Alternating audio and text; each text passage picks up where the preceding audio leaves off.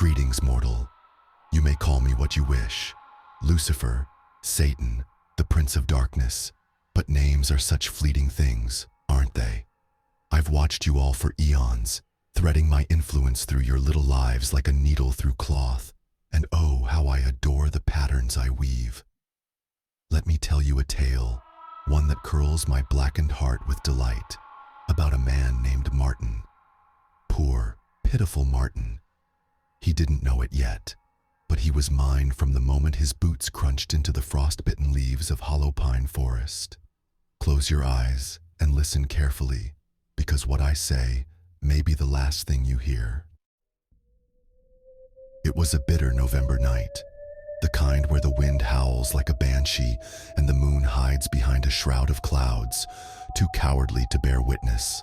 Martin was a lanky soul, all sharp elbows and sunken eyes, a man who wore his 32 years like a coat, 2 sizes too heavy. He'd come to Hollow Pine not for adventure or curiosity. No, Martin wasn't the type for such foolishness, but because the world had chewed him up and spat him out. A job lost, a wife gone, a bottle of cheap whiskey, his only companion. He'd heard the rumors about the forest, of course. The locals whispered of shadows that moved without owners, of voices that slithered through the trees. But Martin didn't care. He wanted solitude, a place to drown in his misery without judgment. Foolish lamb. He didn't realize I'd been waiting for him. The forest was mine, you see. Hollow Pine wasn't just a tangle of gnarled oaks and frozen earth. It was a cathedral of despair, a sanctuary where my presence lingered like damp rot.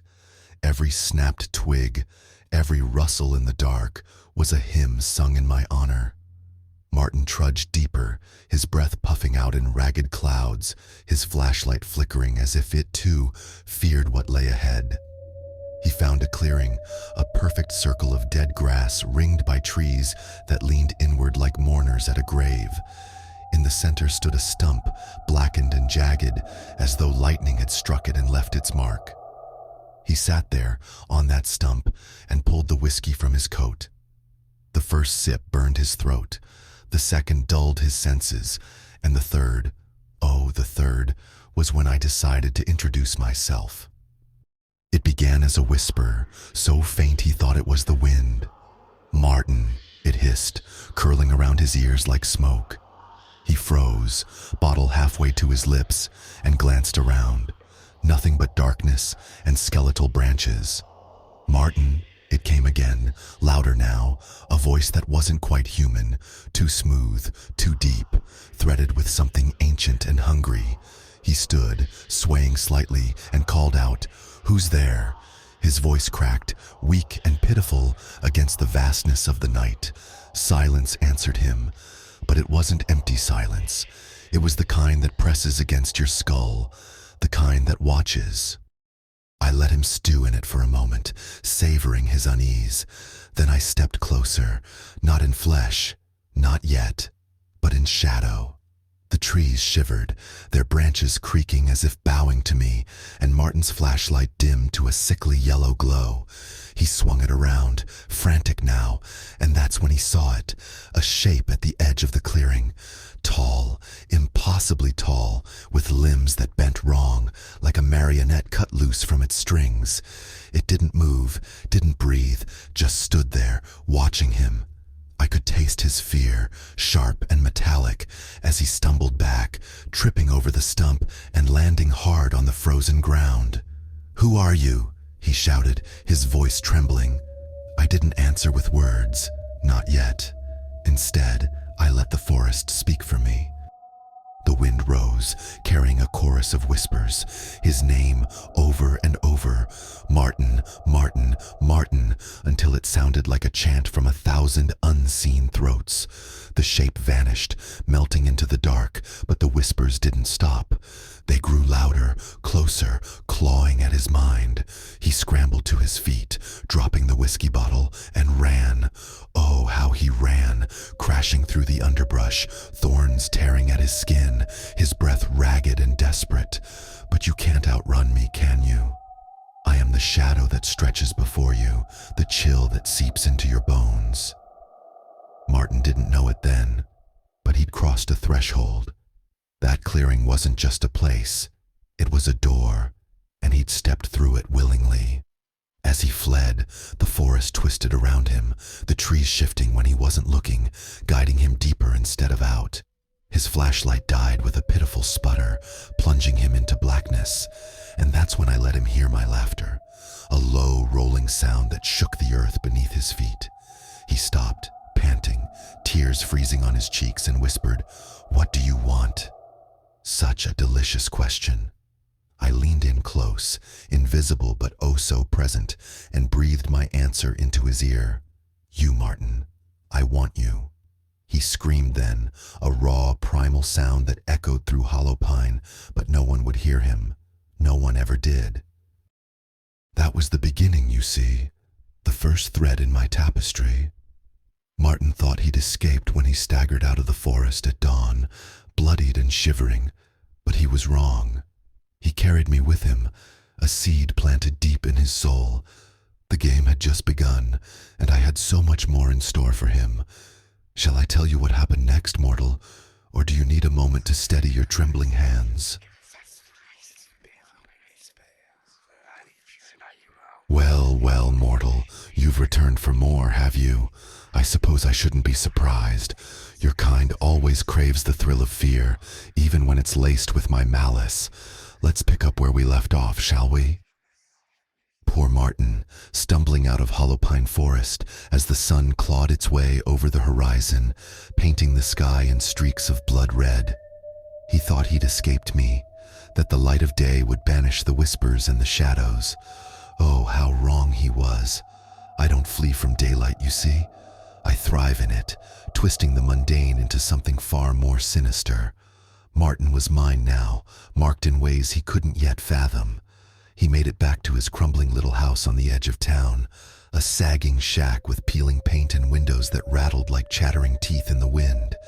His hands shook as he fumbled with the keys, his breath still hitching from the night's ordeal.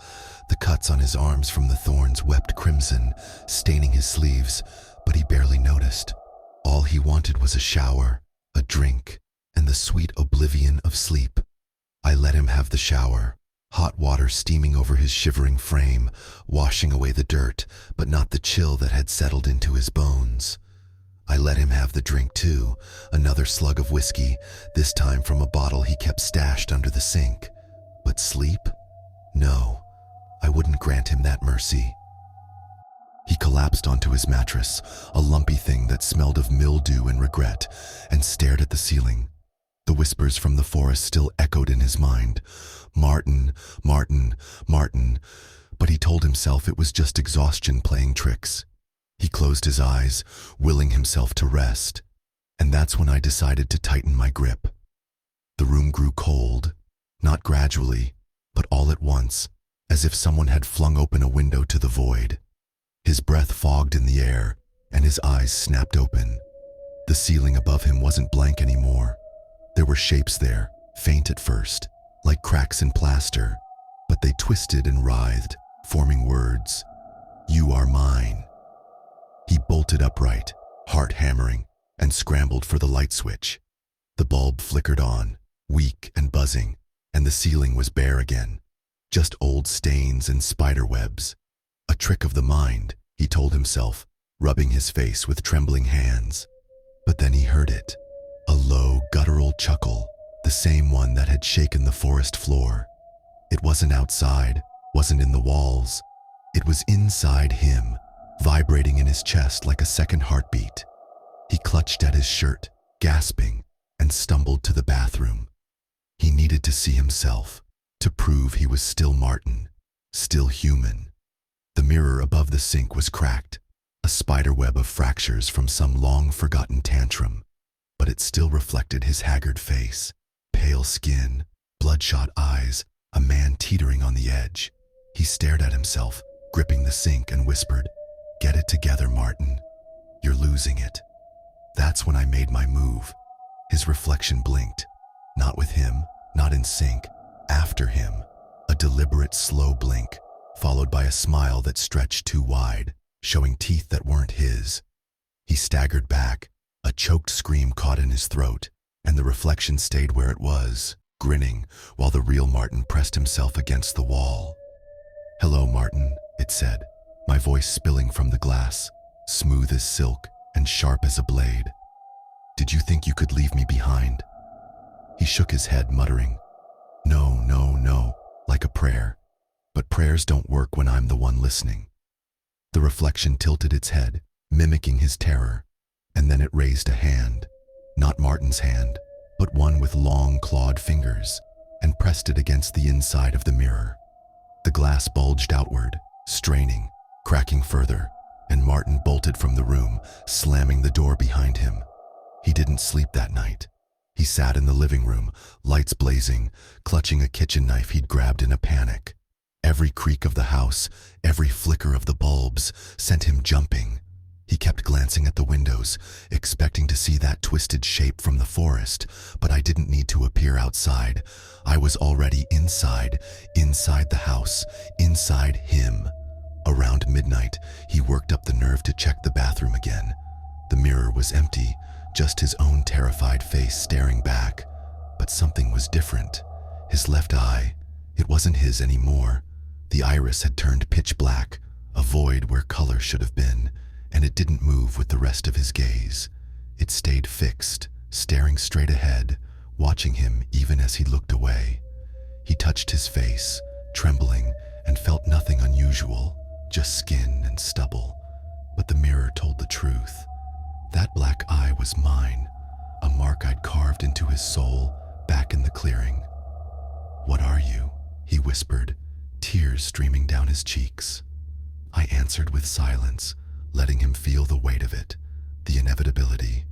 He smashed the mirror with the knife handle, shards clattering into the sink, but the laughter came again, louder now, echoing through the house.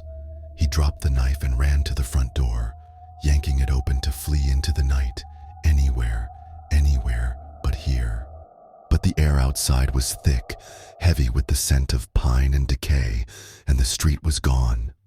Beyond his porch stretched hollow pine forest, endless and dark, the trees leaning toward him like eager hands. He slammed the door shut, sobbing, and slid to the floor. There was no escape, not from the house, not from me. I'd brought the forest to him, or him to the forest. It didn't matter which. The game was progressing beautifully, and Martin was unraveling just as I'd planned. That night, as he huddled in the corner, he heard the whispers again. Martin, Martin, Martin. But now they were joined by a new sound. Footsteps, slow and deliberate, pacing the house. They weren't mine. Not yet. I had something else in mind for him, something that would push him past fear into madness. And oh, how I relished the thought of it. Ah, mortal, you've followed me this far, haven't you? I can feel your pulse quickening, your curiosity warring with dread. Good. Let's finish this tale then. The final act of Martin's unraveling, a symphony of despair played on strings I tuned myself. By now, you know he was never meant to escape me. From that first step into hollow pine forest to the black eye staring back from his shattered mirror, Martin was a puppet, and I held the threads. But every dance needs a grand finale, and oh, what a finale I had planned for him. It was past midnight when the footsteps began, slow, deliberate taps echoing through his crumbling shack. Martin sat huddled in the corner of his living room, knees drawn to his chest, the kitchen knife trembling in his grip. The lights flickered, casting jagged shadows that danced like specters on the walls, and the air grew colder still, thick with the reek of pine and something fouler, sulfur perhaps, or the rot of a soul too long forsaken. He'd tried the door again after the forest swallowed his street, but it wouldn't budge now, sealed tight as a tomb. The windows showed nothing but endless trees, their branches scraping the glass like claws, begging to be let in. Martin, I whispered, my voice slithering from every corner, soft and intimate. He flinched, pressing himself harder against the wall, but there was no hiding. The footsteps grew louder, closer. tap, tap, tap, and then they stopped, right outside the room. He held his breath, eyes darting to the doorway, and that's when she appeared. Not me, not yet, but something just as delightful. His wife, Clara. She stood there, framed in the dim light, her auburn hair falling in tangles over her shoulders, her pale skin glowing faintly as if lit from within. She wore the dress she'd left in, the one she'd packed when she walked out on him months ago. Blue, simple, stained now with streaks of dark red. "Clara," he croaked, his voice breaking. She didn't answer, just tilted her head, her eyes locked on his. They weren't her eyes anymore, pupils swallowed by inky black, twin voids that mirrored the mark I'd left in his own. She smiled, a slow, unnatural stretch of her lips, and took a step forward. The floorboards groaned under her weight, and Martin scrambled to his feet, knife raised. "Stay back," he shouted, but his voice was weak, pitiful. She didn't stop. She glided closer, her movements jerky, like a doll pulled by unseen strings, and when she spoke, it was my voice spilling from her throat. "You called me, Martin, in the forest. You wanted this." "No!" he screamed, swinging the knife wildly. It passed through her like smoke, and she flickered, vanishing for a heartbeat before reappearing inches from his face. Her breath was cold, rancid, and her hand, those delicate fingers he'd once kissed, shot out, seizing his wrist. Her grip was iron, unbreakable, and she forced the knife from his hand. It clattered to the floor, and she leaned in, her black eyes boring into his. "Look at me," she hissed, and he did. Oh, he couldn't look away. In those depths, he saw hollow pine forest, the clearing, the stump, and me, a towering figure of shadow and flame, laughing as the trees bent in worship. He tore free and ran, crashing through the house, but every room led back to the living room. The walls pulsed, breathing, and the whispers swelled. "Martin, Martin, Martin," joined by Clara's voice now, chanting with them. She followed him, relentless, her form flickering in and out of sight, always just behind him, her cold hands brushing his neck, his arms, his soul.